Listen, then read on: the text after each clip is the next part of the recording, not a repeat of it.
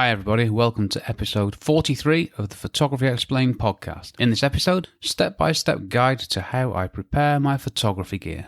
Snappy title, eh? I'm your host Rick, and each week I will try to explain one photographic thing to you in plain English in less than 10 minutes without the irrelevant details. My aim is to explain things in just enough detail to help you and I with our photography, and no more. Still having to read that out, can't remember it yet. I'm a professionally qualified photographer based in England with a lifetime of photographic experience which I share with you on my podcast. Finally getting to the point where I'm happy with the subject matter and the things that I'm going through. I think these step-by-step episodes, excuse me banging my mouse on the desk there, this microphone picks up everything, are going to be really helpful. So, happy with stuff at the moment, and I'm delighted to be on episode 43. I prepare my photography gear systematically to ensure that I'm always fully prepared for a shoot. Here are the 10 steps that I go through. Number 1, decide which gear I need. Now, I have quite a bit of photography gear, and I use about 15% of it, probably. I use the same camera, lens and tripod combo on most commercial shoots. So what I do is I get the gear that I need, which I know I need, and I put the rest into a separate bag. So number 1 is decide which gear I need. Number 2, pack the spares in a separate bag. Now the spares will be anything critical like another camera and lens, or lens is, should I say. That means that if my main camera fails, I have full backup so I can carry on and nobody would ever know any different. So the spares go in a separate bag. In the separate bag also go, which I'll come on to that later, so I'm not going to say that now. You would have thought after 43 episodes I'd be a bit more polished at this, but at least you know it's real. Number 3, I clean everything. Everything apart from the camera sensor, but I'll come on to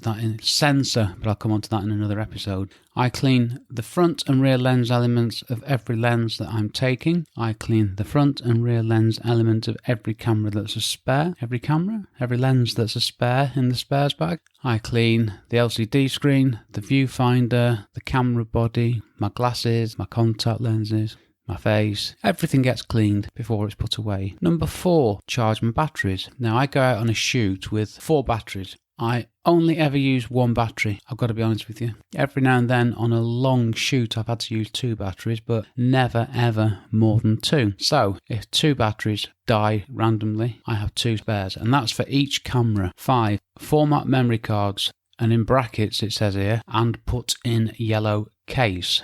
Now, this is important. This is one that you might not have thought about. I format all the memory cards, and I'm going to go on to, note to self, add this to the list, backing up memory cards, how I do it. So I format memory cards using my camera, my Canon 6D. If I'm going to be using my Olympus EM5, I will format the cards in that camera. So the cards, I was going so well then, wasn't I? The cards get formatted in camera, which is the best and only way you should do it. Please just believe me on that. I put 1 card in the camera. They're 16 or 32 gigabyte memory cards. They're not huge. They don't need to be. That's another one for another time. The other cards, I'll probably take 8. 1 in the camera, 7 I put in a waterproof case with a yellow trim around it. Now, why am I being so specific? Because when I'm on a shoot, at any point during the shoot, I will take out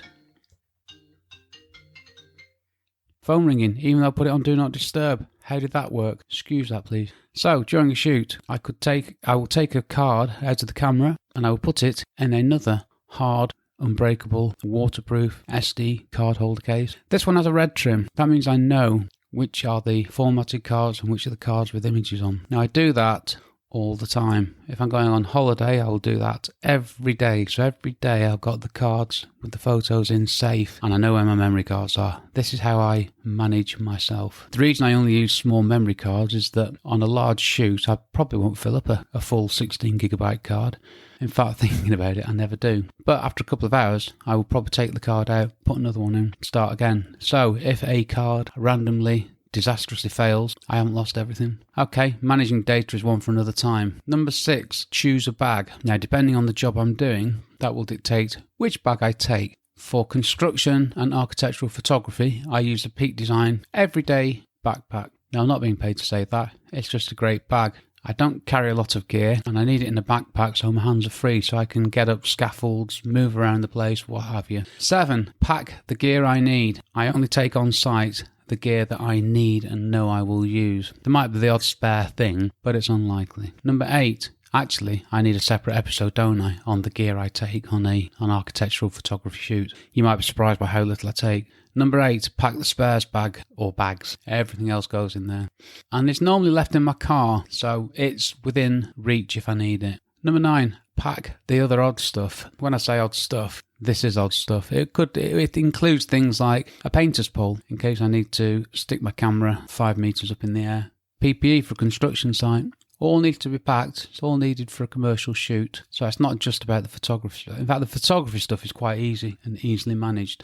Number 10, check the other stuff. I was going to talk about this, and I've decided that this will be a separate episode on its own. I'm talking here about things like the weather, distance, traffic, parking, etc. So that's it. I've cut myself a little bit short then. What I'm going to do in a future episode is I am going to talk about the gear that I use on a commercial shoot and also the spares that I pack. And I've already planned this one and drafted it, how I set up my camera. So this is important stuff. This is making sure that we have a system and are always prepared for any shoot. Since I've adopted this quite rigid system, I've never had a problem, apart from on one shoot where I forgot the spare batteries. I'd driven for an hour and a half. There was a battery in the camera, and I remembered that all the spares, which I'd charged one after another, very, very methodically and logically, were in my office at home. So I had one battery. I had no way of getting to a shop to buy another battery because these are quite specific things. That's why a battery grip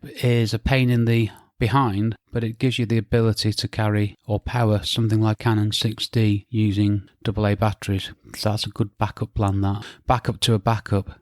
Apart from that, most times I've got everything absolutely fine and never had a problem. Follow my steps in how I prepare my gear and you'll be fully equipped and ready to any time you want to take photos. I'm going to read that again as I'm not reading it off the page. Okay, let's try again. Follow my 10 steps in how I prepare my gear and you'll be fully equipped and ready to... The sentence doesn't make sense, does it? That's the problem. That's just rubbish. I should do better. Follow my... Right, I'm going to do this. I'm going to close my eyes. Follow my 10 steps and you will always be fully equipped for any shoot at any time and will never have a problem with gear. There you go. That's better. See? Sometimes it's better if I just speak it out of my head. Very rarely is that the case. Okay, what I want you to do now, my voice is going a bit deep and gravelly here, which is a bit unusual for me. Let me know your thoughts on Twitter. My handle on Twitter, is it handle, name, title, thing, @RickPhoto. Number 2, we didn't say that was number 1, did we? Still making that mistake as well.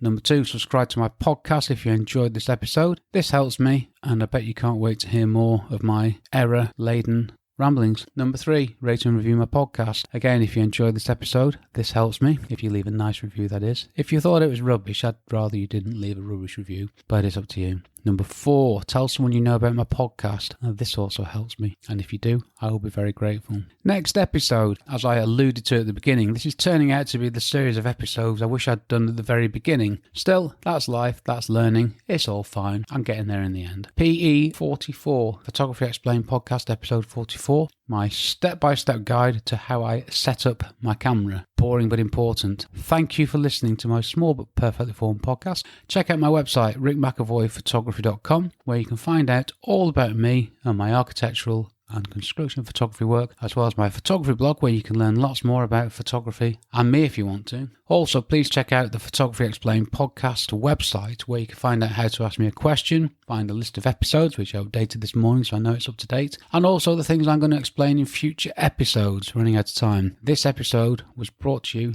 very much by the power of me finally being totally happy with what I'm creating here on my podcast, apart from the errors that is. That's not in the script. I've been Rick McEvoy. Thanks again very much for listening to me and for giving me 12.5 minutes of your valuable time. And I will see you on the next episode. Cheers from me, Rick.